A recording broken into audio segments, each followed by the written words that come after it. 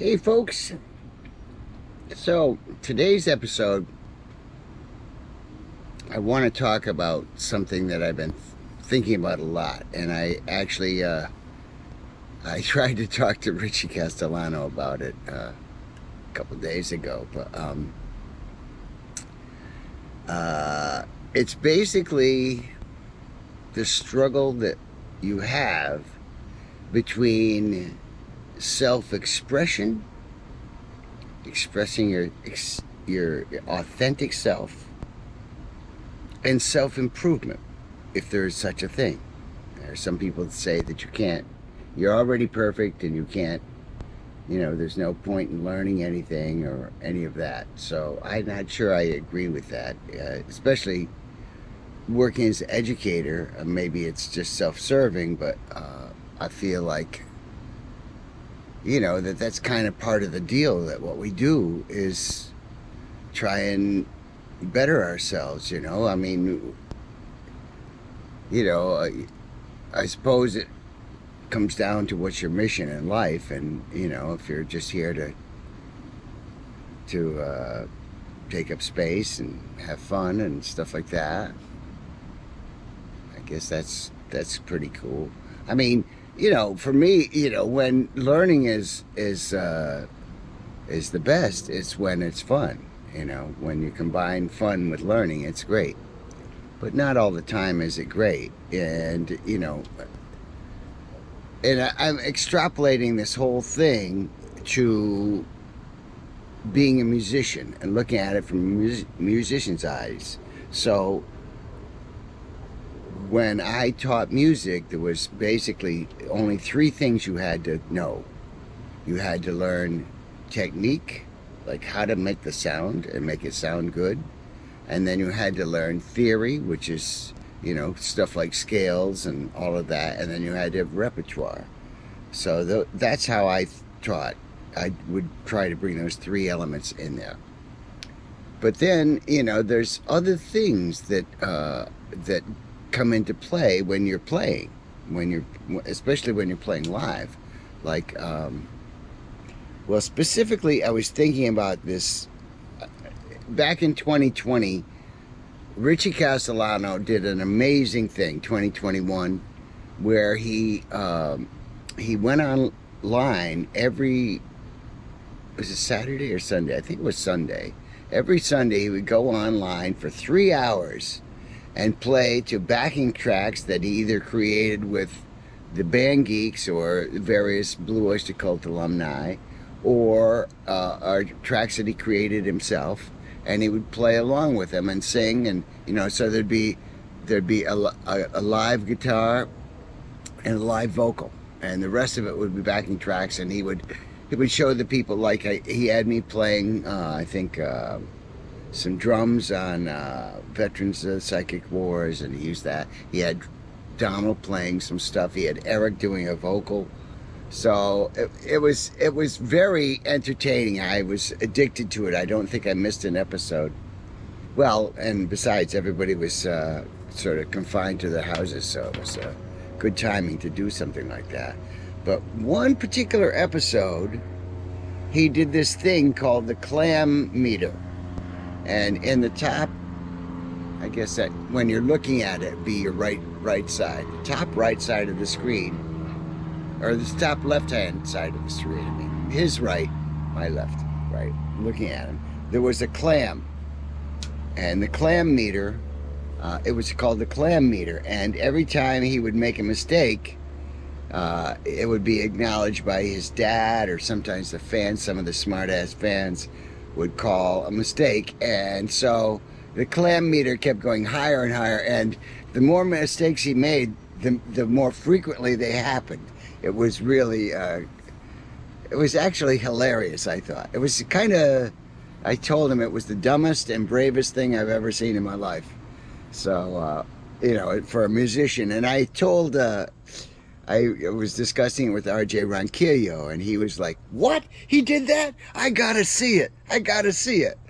Because we're talking about clams. The clams expression, it means making a mistake. Making an unplanned note, shall we say, because some people would say there are no mistakes.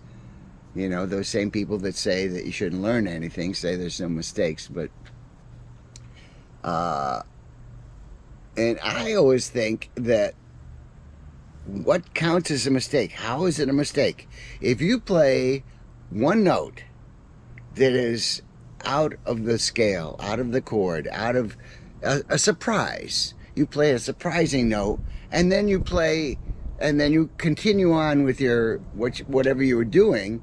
You know, maybe you play a note that isn't even close. Like, I mean, sure, you can play a note that's a half step too low or a half step too high, and then, you know, I'm talking specifically about the guitar or any instrument. Though you get a saxophone, you play a note that's half step too high, and if you go down a half a step, it might sound good, but then you've got to repeat that, you know, or go up a half step, because in the diatonic scale, the wrong note is only a half step away from the right note.